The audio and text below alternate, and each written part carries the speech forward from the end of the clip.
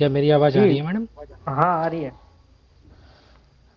Ma'am मुझे ये जानना था कि मैं GS1 में 77 स्कोर गया है और अच्छा। सी सेट भी मेरा बॉर्डर लाइन है, 37 ही मेरा ठीक बन रहा है। तो इसके चलते मेरे अन्य जो भी साथी थे सभी ने यही कहा है कि मैं इसकी तैयारी के लिए आप शुरू कर दो। तो मैं प्रैक्टिस वगैरह शुरू किया हूँ, लेकिन वही समस्या आ रही है कि मैं आंसर राइटिंग जब करता हूँ तो जो वर्ड्स होते हैं उनको लिमिट नहीं बना पा रहा हूँ। जो इंट्रोडक्शन या मेन बॉडी या कंक्लूजन में उसमें शब्दों का चयन अभी ठीक से आ नहीं पा रहा है। ठीक है, एक ये सवाल हो गया, और और कोई क्या अगला किसी का क्या सवाल है? कहने का इंट्रोडक्शन में मतलब है कि आवाज आ रही है? मूल्यांकन भी स्वयं से अगर करें तो किस टाइप से करें, मॉडल एनालिसिस का सहारा लें या किसी अन्य प्रकार से कुछ भी? ओके। पेपर वन की। और मैम एक बार सभी के हेलो। सवाल ले लेते मैम हैं, ऐसा। वॉइस। मैम वॉइस आपकी ब्रेक हो रही है।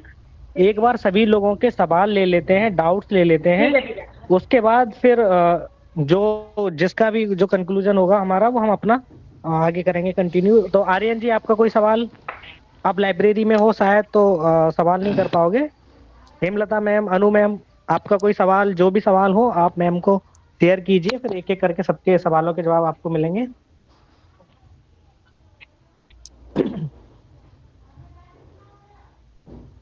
हेमलता मैम, अनु मैम, साक्षी मैम।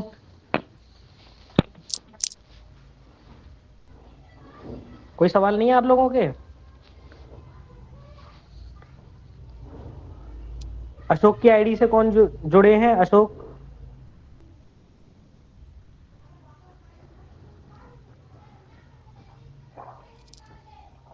हेलो। आपका कोई सवाल? चलो कोई नहीं, कोई हाँ सर। क्वेश्चन। हेलो, हाँ सर, बोलिए। सर जैसा कि भैया ने बताया कि अभी जीएस बोर्ड में जैसे मेरा कि 82 नंबर बन रहा है सर, क्या उसमें हम मेंस की क्या तैयारी कर सकते हैं? कितने क्वेश्चन बन रहे हैं? कितने क्वेश्चन बताए आपने अभी? 82। 82 ना? 82 तो बहुत अच्छा है। 82 तो अच्छा है, हो जाना हाँ, हो चाहिए। जाएगा आराम हम्म। से। इसमें पेपर टफ है ना, तो बहुत टी ज्यादा सेट कट ऑफ नहीं क्वालिफाई होगा। जाएगी। 77 का क्या रहेगा? 75 चांसेस तो है, प्लस हो जिसका जाना है वो चाहिए। मेंस की तैयारी करो।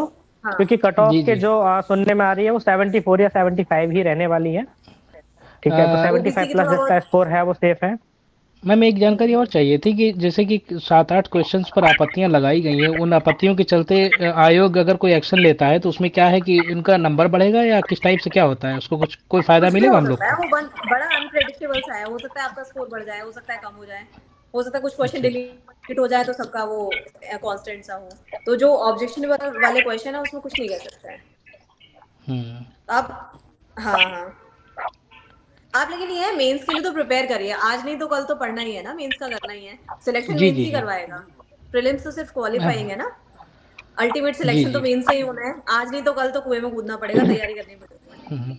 जी। हाँ, तो अगर आपके चांसेस बन रहे हैं अशोक ना, जी, देखो अशोक जी अपना माइक ऑफ कर लीजिए। नेक्स्ट अशोक में जी बहुत अपना माइक ऑफ। टाइम। अब आवाज आ रही है अशोक जी अपना माइक ऑफ। आप लोगों को ठीक से? हाँ, अब आवाज सही आ रही है आपकी, लेकिन अशोक जी अपना माइक ऑफ। ठीक है, ओके, थैंक यू जी। मैम कंटिन्यू कीजिए बाकी आप। लोग माइक ऑफ करें। जिसको क्वेश्चन पूछना हो बस वही ऑन करिए।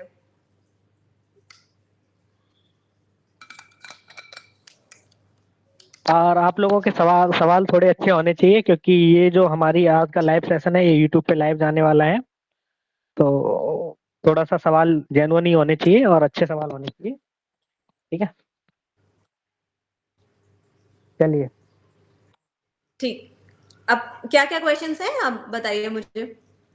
मैं मैम बताता हूँ। आंसर एक तो आंसर राइटिंग। हिमांशु जी का, मैं हिमांशु जी का जो सवाल था वो आंसर राइटिंग में शब्दों के चयन को लेके और उसके मेन बॉडी में क्या लिखना है, किन शब्दों का प्रयोग कैसे क्या करना है, और जो लिमिट मॉडल कितनी आंसर रखनी का है? हमें स्रोत के, हाँ, लिमिट कितनी रखनी है, वो लिमिट तो सबको पता ही होता है ना, सवालों का। लेकिन मॉडल आंसर्स के तौर पे हमें किस मटेरियल या किस सोर्स को अपनाना है, ये इनके सवाल हैं। जी जी। मैं सबसे पहले, मेरा क्वेश्चन आप लोगों से ये है कि आपने क्या मेंस के कोई शॉर्ट नोट्स बनाए हैं? क्या क्या सोर्सेज आप लोग रेफर कर रहे हैं? सिलेबस देखा है आपने? प्रीवियस ईयर क्वेश्चन पेपर्स देखे हैं आपने? देखो पढ़ाई तैयारी हर कोई करता है, 1000 बुक्स और आपको सारी चीजें मिल जाएंगी। ओवरऑल मैं इन जनरल बता देती हूँ कि मेंस की प्रिपरेशन के लिए अप्रोच क्या होनी चाहिए आप लोगों की, है ना? देखो सबसे पहले तो जी सिलेबस आपके साथ होना चाहिए। मेंस का डिटेल्ड सिलेबस है आप लोगों के पास या नहीं है? जी है। डिटेल सिलेबस टॉपिक वाइज जो रहता है, पेपर हम्म। 1 में क्या क्या टॉपिक आ रहे हैं याद है आप लोगों को? जी जी। हिस्ट्री में क्या क्या टॉपिक आ रहा है, ज्योग्राफी में क्या आ रहा है, सोसाइटी में क्या आ रहा है। तो सही क्या करना है ना कि उनके ना शॉर्ट नोट्स एक एक दो दो पेज के, आप शॉर्ट नोट्स हम्म। ऐसे हब एंड स्पोक मॉडल बना के या छोटा छोटा सा कुछ करके अपनी अंडरस्टैंडिंग के हिसाब से एक शॉर्ट नोट्स बना लो। उसके लिए आप 4-5 बुक्स रेफर कर सकते हो। ये कब हेल्प करेगा ना, मेंस के टाइम पे आप इतना टाइम नहीं होता कि आप 4 बुक रेफर कर लो या हम्म। 4 बुक को खोल खोल के आप रिवाइज कर लो। नहीं, एक टॉपिक है, मान लो मैं कहूँ सोशियोलॉजी हम ले लो या कोई भी आप एक टॉपिक ले लो। पॉलिटी का फंडामेंटल राइट्स ले लेते हैं, सिंपली, है ना? हिंदी इंग्लिश मीडियम दोनों के बच्चे होंगे ना यहाँ पर, है ना? हम्म। क्या मीडियम है आप लोगों का, इंग्लिश या हिंदी? बताओ कोई। मैं मेरा दोनों हिंदी, मेरा हिंदी। हिंदी, ठीक है। जैसे जी। मान लो मूल अधिकार की हम लोग बात करें, मूल अधिकार से अभी तक कितने क्वेश्चन आए हैं? सिलेबस में मूल हम्म। अधिकार क्या दे रखा है? दे रखा है एक टॉपिक है हमारा। आप प्रीवियस हम्म। ईयर में जाके देखोगे तो आपको रियलाइज होगा कि मूल अधिकार से बहुत ज्यादा क्वेश्चन आते हैं। तो अब क्या करना है ना, मूल अधिकार से कैसा भी क्वेश्चन आए, इंट्रोडक्शन लिखना ही है आपको, कंक्लूजन लिखना ही है, और बॉडी उसमें वो जो क्वेश्चन में पूछा होगा अंदर का पार्ट वो रहेगा।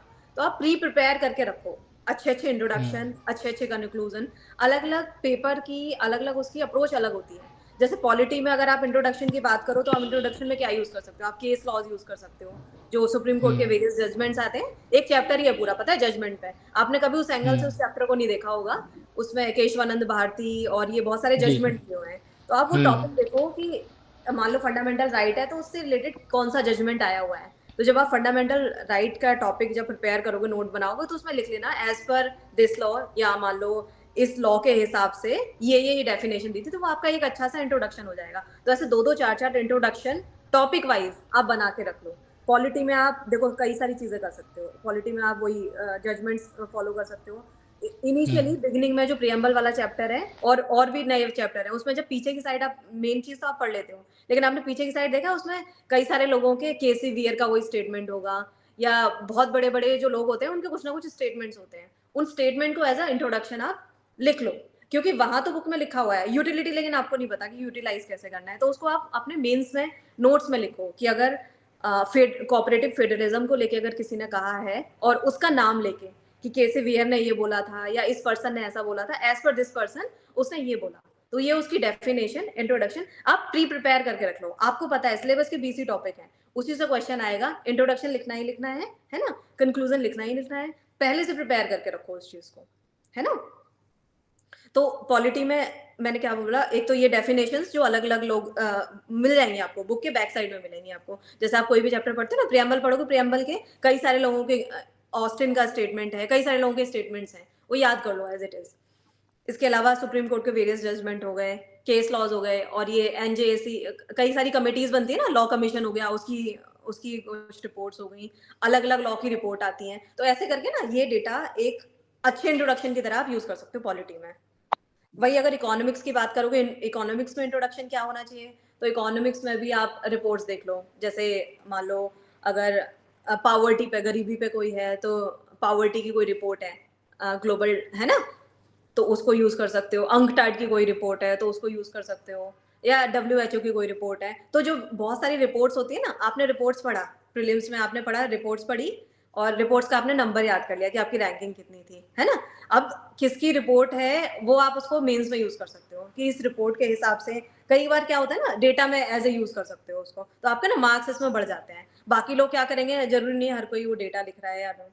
तो इकोनॉमिक्स वाले पेपर में, और कई सारी, मोदी जी तो बहुत सारी टैगलाइन बोलते रहते हैं, निमोनिक्स और टैगलाइन वो यूज कर सकते हो आप इंट्रोडक्शन में। कंक्लूजन में भी यूज कर सकते हो, सबका साथ सबका विकास, making India at the rate 2047, ऐसे करके बहुत सारे, मतलब मैंने तो लिस्ट बना रखी थी पूरी, 20-25 कोटेशन थी, वो चली जाती थी ज्यादातर सारे उसमें। अगर मिट्टी से रिलेटेड आ गया तो कोई वो है ना, मिट्टी के भी टैगलाइन, अच्छी अच्छी टैगलाइंस, वो आपके आंसर को और लोगों से डिफरेंट बनाती हैं। तो ये प्री प्रिपरेशन है। मेंस के नोट्स बनाओ, शॉर्ट नोट्स, है ना, एक एक दो दो पेज के, जो अच्छी अच्छी चीजें हैं वैल्यू एडिशन वाली, क्योंकि जनरल आंसर तो हर कोई लिख रहा है, लेकिन जो वैल्यू एडिशन वाली है, इस पार्ट पे आपको थोड़ा सा मेहनत करना पड़ेगा। तो इसके लिए आप कर सकते हो, है ना। इकोनॉमिक्स में भी जब आप विजन आईएएस की मैगजीन पढ़ोगे, वैसे मत पढ़ो आप डिटेल में, लेकिन आप ये देख लो कि मेरा मान लो ये टॉपिक आने वाला है, इस टॉपिक से रिलेटेड मेंस में मेरे लिए क्या यूजफुल रहेगा, ये चीज यूजफुल रहेगी तो मैं इसको यहाँ लिख लेता हूँ। टैगलाइन अच्छी अच्छी आती है तो टैगलाइन लिख लिया हमने, सबका साथ सबका विकास हो गया, घर घर हर खेत, ऐसे करके हर घर जल है ना, अगर वाटर से रिलेटेड कुछ आ रहा है तो आपने ये लिख लिया, हर घर जल हो गया। और कमेटी की रिपोर्ट्स हो गई, वो लिख लो आप। और ये इंटरनेशनल जो ग्लोबल रिपोर्ट्स होती हैं उनको आप इंट्रोडक्शन के तौर पे, ये सारी चीजें आप इंट्रोडक्शन कंक्लूजन, इसमें थोड़ा सा मेहनत कर लो। ये वैल्यू एडिशन वाली चीजें हैं। सबसे पहले मान लो मैंने, देखो मेरी अप्रोच क्या थी, सबसे पहले तो आपके पास एक बेसिक नोट्स होने चाहिए मेंस के टॉपिक वाइज, है ना। जैसे मान लो एक टॉपिक है तो एक टॉपिक से ज्यादा नहीं, एक या दो पेज में शॉर्ट नोट्स टाइप के, छोटी छोटी चीजें अपनी अंडरस्टैंडिंग के हिसाब से आपने लिख ली। इसके अलावा ये वैल्यू एडिशन वाली चीजें, ये आपके आंसर को और लोगों के आंसर से बहुत डिफरेंट बनाएंगी, यही मार्क्स गेन करने में हेल्प करता है, क्योंकि लिख तो हर कोई देगा, दो पेज है, आप किसी को भी बोल दो कोई भी लिख देगा, लेकिन आपने लिखा क्या है वो मायने रखता है। तो दूसरे लोगों से अलग करने के लिए आपको यहाँ मेहनत करनी पड़ेगी। आपको सोर्सेज बुक्स बहुत सारी चीजें मिल जाएंगी, आप ले लो, लेकिन उनको लेने के बाद उसको कंपाइल करके छोटा सा एक या दो पेज का नोट्स बना लो एक एक टॉपिक वाइज। इथिक्स में भी यही करना है। फर्स्ट पेपर में बहुत ज्यादा स्कोप नहीं है करने का, फर्स्ट पेपर में भी थोड़ा बहुत कर सकते हो। तो एक और क्या था हिमांशु आपका क्वेश्चन, कि एक तो ये था कि हाँ इंट्रोडक्शन में कंफ्यूजन होता है ना, क्या लिखें कैसे लिखें, है ना। तो इंट्रोडक्शन का मैंने बताया, अलग अलग पेपर का देखो अलग अलग अप्रोच होती है ना। अब बॉडी और बॉडी में तो वो आएगा जो क्वेश्चन में पूछा हुआ है। मैं अब कहूँ नहीं कि मैडम, मैम हाँ मैं ये कहना चाह रहा था कि मैं मेन बॉडी में जैसे कि फ्लो चार्ट्स वगैरह का हमने टॉपर्स के बारे में, वो लोग बताते हैं कि फ्लो चार्ट्स वगैरह अगर डालते हैं तो आपका आंसर्स बेहतर हो जाता है। तो फ्लो चार्ट के लिए मैं जो मैम मॉडल आंसर से या कहाँ से किस टाइप से उठाएं या उसको किस टाइप से प्रैक्टिस में लाएं तो जो जल्दी हो जाए, और यही सब चीज़ें थोड़ा देखो फ्लो चार्ट कंफ्यूज क्या कर रही होता है थी। ना, फ्लो चार्ट होता है कि आपके पास बहुत ज्यादा इन्फॉर्मेशन है ना। जी जी मैम, यही सवाल था प्रेजेंटेशन, कि फ्लो चार्ट को मेन बॉडी में कैसे उसको ढाल दें देखो जो दस जिससे हमारा दस आंसर अच्छा हो। 10 पॉइंट है आपके पास, मेरे पास 10 पॉइंट जी है। अब प्रेजेंट करने का तरीका कैसा है, मान लो मेरी कॉपी, मेरे को पता है एक गोला बनाऊंगी मैं, ऐसे ऐसे करके उसमें सर्कल्स निकाल दूंगी तो मेरा आंसर जी। दिखने में अच्छा लगेगा। तो बस मैंने वो हम्म 10 पॉइंट को बस मैंने डायग्राम की फॉर्म में मतलब लिख दिया, इतना सा डिफरेंस है हम्म फ्लो चार्ट में, और कुछ नहीं। लेकिन उसके लिए आपके पास 10 पॉइंट होने चाहिए ना, तो वो अपना वे ऑफ हम्म प्रेजेंटेशन है कि आप कैसे प्रेजेंट कर रहे हैं चीजों को। तो थोड़ा सा अच्छा लगने लग जाता है जब आप फ्लो चार्ट्स डालने लग जाते हैं ना उन सब जी चीजों में, तो आंसर आपका अच्छा लगेगा। जब एग्जामिनर 50 कॉपी चेक कर रहा है और किसी ने नहीं बनाया, आपने फ्लो चार्ट बनाया, तो प्रेजेंटेशन जी थोड़ा बेटर हो गया, इसलिए थोड़ा सा अच्छा लगेगा। पॉइंट वही है, वही पॉइंट लिखने हैं आपको, बस थोड़ा सा डायग्राम की फॉर्म में कर देना है बस। तो मैम फ्लो चार्ट कोई मैम कोई बुक आपके माध्यम से अगर मुझे जानकारी मिल जाए उसकी तो मैं ले लूँ जिसमें फ्लो चार्ट्स वगैरह अच्छे से दिए गए हों, जिसका इस्तेमाल मैं कर सकूं, मॉडल आंसर्स के टाइप फ्लो से उसी चार्ट में की नोट्स बना लूँ उसको एज निकाल सच कर। एज सच कोई बुक नहीं आती है फ्लो चार्ट की। मैं हम्म, थोड़े बहुत बना बना के मैं ग्रुप में शेयर कर दूंगी अगर आप लोग चाहोगे तो। जी डिफरेंट डिफरेंट डायग्राम्स हैं, मान लो जैसे किसी चीज के 3 इंडिकेटर हैं तो ट्राइंगल बना के मैंने लिख दिया, एक ऊपर एक नीचे हम्म एक यहाँ पे, है ना।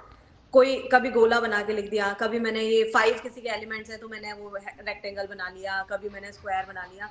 वही डिफरेंट हम्म उन्हीं के साथ एक्सपेरिमेंट करना होता है। तो ये बाय द टाइम आपको खुद सीखना पड़ेगा, खुद डेवलप करना पड़ेगा, ऐसे बुक में कहीं मुझे नहीं लग रहा कि मिल पाएगा। आपके पास कोई हम्म, इन्फॉर्मेशन है, ट्राई करो आप में कि इसको कैसे अच्छा बना सकता हूँ मैं, प्रेजेंटेशन कैसे बेटर कर सकता हूँ, जी थैंक यू मैम। है ना। बुक तो नहीं है कोई ऐसे फ्लो चार्ट की, तो मुझे याद नहीं आ रही कोई बुक।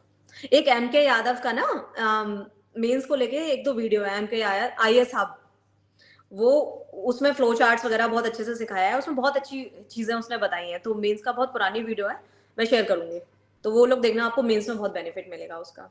इसके अलावा आप टॉपर्स की कॉपी देखते हो, विजन आईएएस पे ना रिसोर्सेज वाले सेक्शन में जाओगे तो टॉपर्स की कॉपी पड़ी रहती है। अगर आपको ये कंफ्यूजन होता है, किसी ने क्वेश्चन पूछा था कि हम कैसे इवेलुएट, कैसे देखें कि हमारा आंसर अच्छा है या नहीं। जब हम लिखते हैं ना तो हमें लगता है कि हम दुनिया का सबसे बढ़िया आंसर लिख रहे हैं, क्योंकि क्योंकि कंपेयर करने के लिए कोई नहीं होता ना, लेकिन एक्चुअल में आपका कंपटीशन तो जो लोग सिलेक्ट हो रहे हैं उनसे है ना। आपका कंपटीशन किससे है, आपका कंपटीशन अपने आसपास के लोगों से तो नहीं है ना, आपका कंपटीशन है मुझसे। मान लो मैं एग्जाम दे रही हूँ तो आपका मुझसे कंपटीशन है, तो मेरे लेवल पे आना पड़ेगा आपको। तो वो तरीका क्या है, आप कैसे देखोगे कि मैं क्या कर रही हूँ एग्जाम में, तो वो कॉपी है। टॉपर्स की कॉपी देखो, बहुत सीखने को मिलेगा आपको। मैं तो एज इट इज उनके चीजें जो अच्छी अच्छी लगती थी मैं अपने नोट्स में उनको कॉपी कर लेती थी। ऐसे टीना डाबी का मुझे एक बहुत अच्छा लगा था, याद कर लिया मैंने, वो एजुकेशन पे ऐसे आता है वही लिखती हूँ मैं।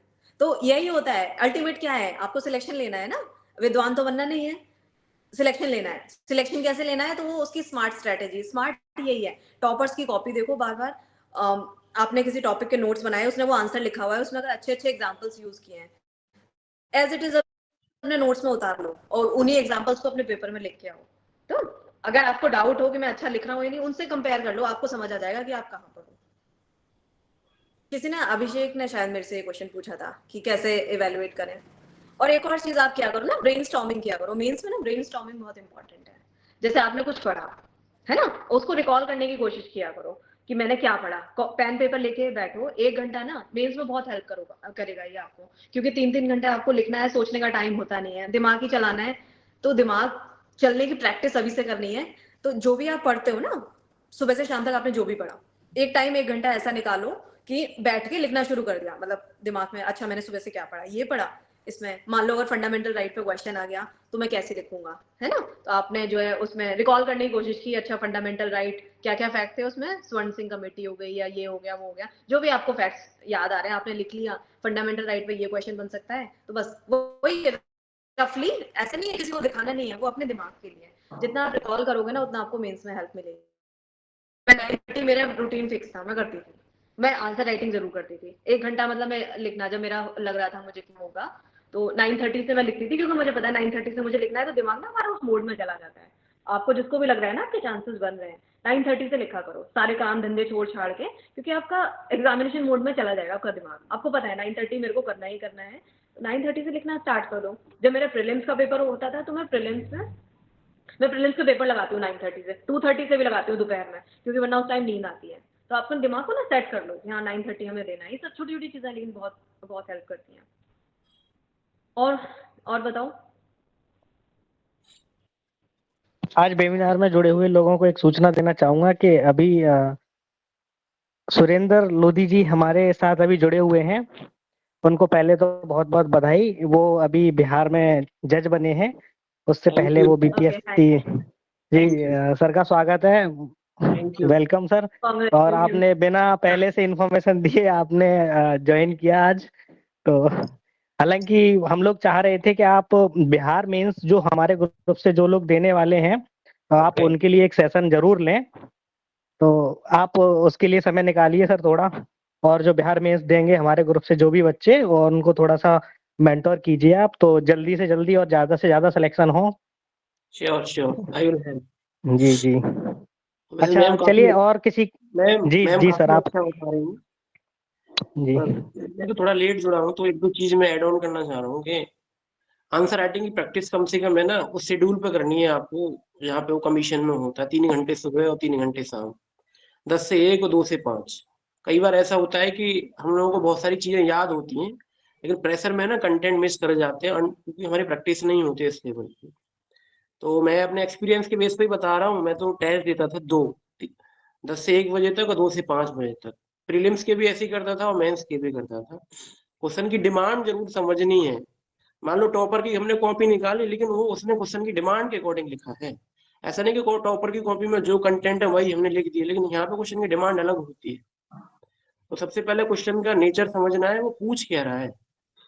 अगर नेचर के हिसाब से उसमें अगर कंटेंट फुलफिल करेंगे ना, और हर आंसर में कंक्लूजन में लिख के आता था, तो कंक्लूजन जरूर लिखना है, इंट्रोडक्शन, पर्पज और कंक्लूजन। जैसे मैम अभी बता रही थी फंडामेंटल राइट्स के बारे में, से डीपीएसपी और एफआर में रिलेशन, तो उसके बारे में बहुत सारी कोटेशन है। डॉक्टर अम्बेडकर की उसमें कोटेशन है, और इनकी कोटेशन है, पंडित नेहरू की कोटेशन है।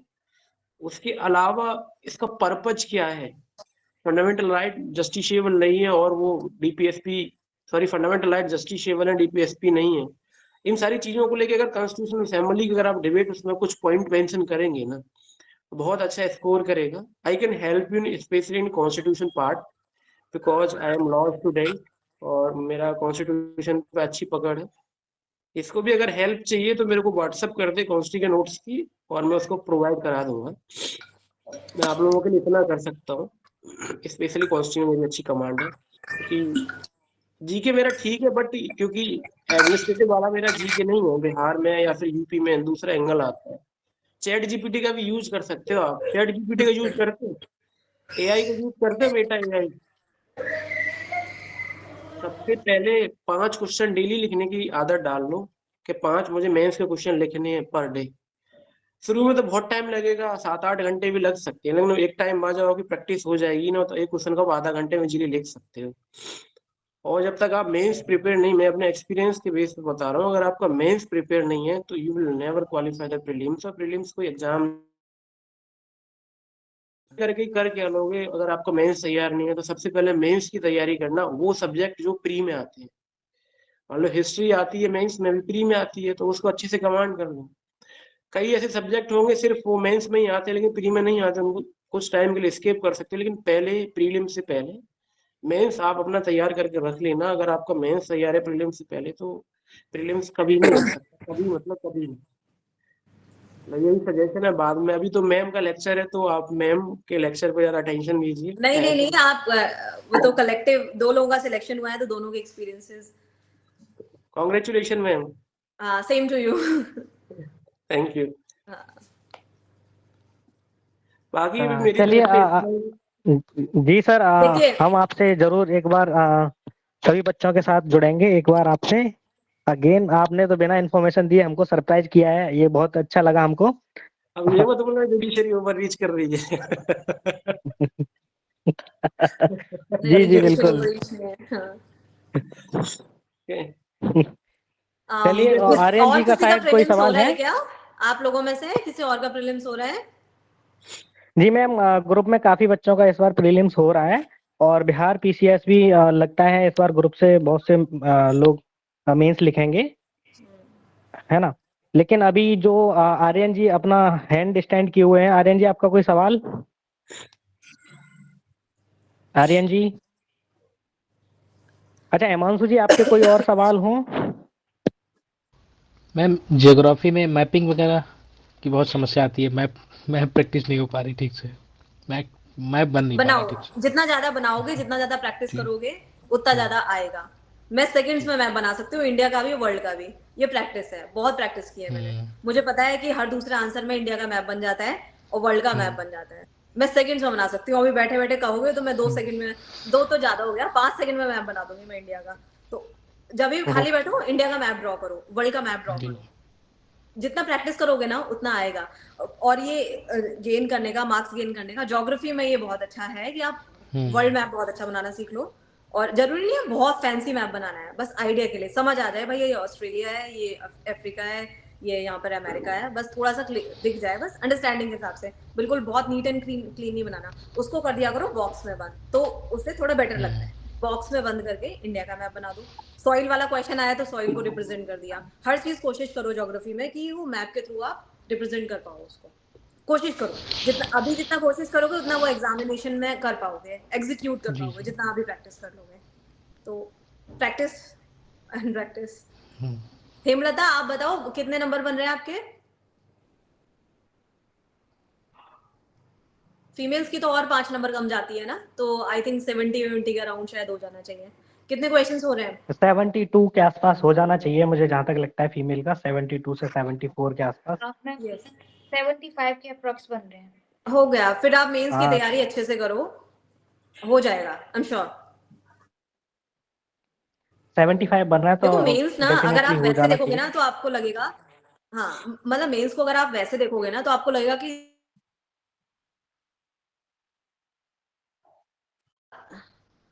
हेलो, आवाज आ रही है? आवाज आ रही है? हेलो, आवाज आ रही है? मैं कह रही हूँ अगर आप मेंस को वैसे देखोगे ना तो समुद्र जैसा आपको लगेगा कि बहुत बहुत बड़ा है। लेकिन अगर स्मार्ट तरीके से आप पढ़ोगे ना मेंस की तैयारी, जब मेरा 2018 में मेंस था तो 3 महीने में मैंने नोट्स बना लिए थे चारों पेपर के सारे। दिन रात में नोट्स बना रही थी, शॉर्ट नोट्स उसके। बस के हिसाब से चलोगे ना कुछ नहीं है मेरे ना, तो आप, मुझे लग रहा है ये सेकंड पेपर के आप 15-20 दिन में नोट्स बना लोगे। कुछ नहीं है, एक बार आपके नोट्स बन गए ना, एक आपकी फाउंडेशन तैयार हो गई, उसके बाद आपको बस वैल्यू एडिशन करना है उसमें। और जो अपनी राइटिंग में अपनी लिखी हुई जब चीजें होती है ना, तो उनको रिकॉल करना, रिवाइज करना, सब कुछ बहुत ईजी है। मेरा अगर 2 दिन बाद भी मेंस हो जाएगा ना, तो मेरे नोट्स हैं, मुझे पता है कितने छोटे-छोटे से मेरे नोट्स हैं, मैं 2 दिन बाद भी दे सकती हूँ मेंस, मेरे को इतना कॉन्फिडेंस है। वो सिर्फ उन नोट्स की वजह से है। नोट्स बहुत इंपॉर्टेंट है, मतलब आप उसकी इंपॉर्टेंस को समझो। जिसने बनाया होगा उसको, जिसने नोट्स बनाया ना, बहुत फायदा होगा। तो अगर आपका हो रहा है या नहीं हो रहा, शॉर्ट नोट्स बना लो और उसके बाद उसमें वैल्यू एडिशन करो। एक होता है बेसिक्स आंसर लिखना, उसके बाद वैल्यू एडिशन पे हम लोग स्पेशली एक क्लास कर लेंगे कभी, जब आपका एक बार रिजल्ट आ जाने दो। उसके बाद कि आंसर में क्या चीजें डालें उससे नंबर बढ़े। आपको कुछ नहीं करना, आपको ये नहीं है कि बाकी के 5 आ रहे हैं तो मेरे 10 आ जाएं, 10 में से 10 नहीं। आपको क्या करना है, 1 नंबर बढ़ाना है। एक क्वेश्चन में 1 नंबर भी बढ़ गया ना, बाकी के 80 आ रहे हैं, आपके 100 आ गए, तो आपका सिलेक्शन हो गया। सिर्फ इतना करना है, हर क्वेश्चन में 1 नंबर एक्स्ट्रा लाना है। तो आपको ये दिमाग लगाना पड़ेगा कि मैं बाकी लोगों से और क्या डिफरेंट करूं कि मेरा वो 1 नंबर एक्स्ट्रा आ जाए उस क्वेश्चन में। उसके लिए आप मैप बना सकते हो ज्योग्राफी में, कि अच्छे-अच्छे फैक्ट्स डाल सकते हो, अच्छे-अच्छे कमेटी और रिकमेंडेशन, अच्छे-अच्छे फैक्ट्स डाल दो। जितने अच्छे फैक्ट्स डालोगे उतना अच्छा आंसर हो जाएगा। क्वेश्चन को समझते हुए, ये तो सबसे ज्यादा इंपॉर्टेंट है कि हाँ क्वेश्चन। लेकिन पीसीएस में ये फायदा है कि बिल्कुल स्ट्रेट फॉरवर्ड क्वेश्चन आते हैं, तो समझने वाली कोई बात ही नहीं है। यूपीएससी होता तो थोड़ा सा टेक्निकल चीजें रहती हैं, पीसीएस में बिल्कुल स्ट्रेट क्वेश्चन आते हैं, तो बिल्कुल सीधा-सीधा है। क्वेश्चन समझो, तोड़ो, अंडरलाइन कर लिया करो। ये भी प्रॉब्लम होती है एक, कि जैसे हम क्वेश्चंस होता है, हमें समझ नहीं आता क्वेश्चन में पूछा क्या है। मैं क्या करती हूँ, अपनी कॉपी में मैं ऊपर ही ना अंडरलाइन कर लेती हूँ 1 2 3, इसमें 3 चीजें पूछी है ना। तो आप वहीं पे ऊपर ही ये भी आदत डाल लो एक, कि ना 3 चीजें पूछे तो आपका मिस नहीं होगा कोई भी चीज उसमें, है ना। क्रिटिकल पूछा है तो नेगेटिव पॉजिटिव दोनों चीजें आपको लिखनी है। तो ये कर सकते हो आप। और किसी का कोई क्वेश्चन है? शर्मीले बच्चे? साहिल, अशोक, अनु मैम, संजय प्रताप जी सर, आपका कोई क्वेश्चन? सुनील कुमार सर, अभिलाष जी, हाँ मैम, हिमांशु जी। मैं पेपर 6 के रिगार्डिंग पूछना चाह रही हूँ। और जो मतलब यूपी स्पेशल के जो इंट्रोड्यूस हुए ना पेपर, लास्ट टाइम मेरे पेपर 6 में हाँ बहुत हाँ, कम मार्क्स आए थे। आपने दिया था लास्ट लास्ट टाइम टाइम? हाँ मैंने मेंस दिया मैम था। ने मेंस लिखा था लास्ट टाइम, ओके। और काफी अच्छे नंबर थे इनके प्रीलिम्स में, और मेंस में लास्ट 6 पेपर की वजह से इनका फाइनल सिलेक्शन रुका था, तो उसको लेके काफी लोग चिंतित थे। वैसे भी अलग से भी क्वेरी आई थी हमारे पास। पेपर 6 में ना इन जनरल सबके नंबर कम आए हैं। मान लो मैंने तो नहीं दिया था, मेरी एक फ्रेंड थी, असिस्टेंट कमिश्नर ही है वो, उसके भी सबसे बेकार नंबर उसी में आए हैं। बाकी उसके 100 अबव है सब में, उसमें शायद 70 मार्क्स थे। तो मुझे लग रहा है ओवरऑल मार्क्स कम भी आए हैं। और जब मैंने मेंस दिया था तो पेपर 5 और 6 था नहीं, तो उसकी अप्रोच को लेके मतलब मैं बहुत ज्यादा तो अभी नहीं बोल पाऊंगी कौन सी अच्छी बुक है क्या है। मुझे आइडिया भी नहीं है कि एग्जैक्टली है क्या उसमें। चैट जीपीटी की हेल्प ले सकते हो, सर बोल रहे थे अभी, चैट जीपीटी से वैल्यू एडिशन वाली चीजें कर सकते हो। और आप सबकी मार्कशीट उठा के देखोगे ना, मुझे लग रहा है सबके मार्क्स खराब थे उसमें, हाँ, पेपर वो नंबर अधिकतर 5 सबके 6 कम ही में। थे, हाँ, जो भी जानने वाले लेकिन थे। बहुत, हाँ। और एक पेपर से सिलेक्शन रुक जाता है, ये तो श्योर है कि आपको एवरेज नंबर लाने होते हैं सब में। अगर एक भी खराब हुआ तो गड़बड़ हो जाती है। तो वही, अगर आपके बाकी सब चीजों में अच्छे आए हैं तो मैं ये कहूंगी कि अगर ओवरऑल अनु आपके बाकी में मार्क्स कैसे थे? पेपर 1 में कितने थे? पेपर 1 2 3 4 ये बताइए